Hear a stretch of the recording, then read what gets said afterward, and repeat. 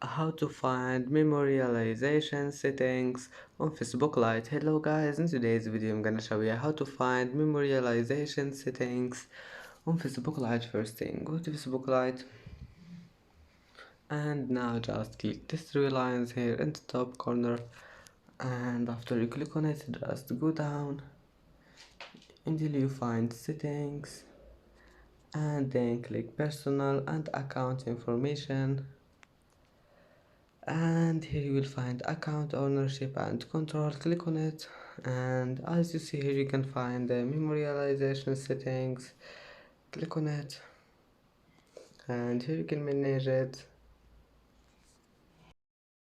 And that's it for today's video. If you like this video, please don't forget like and don't forget subscribe, and thank you for watching this video until the end. See you in the next video.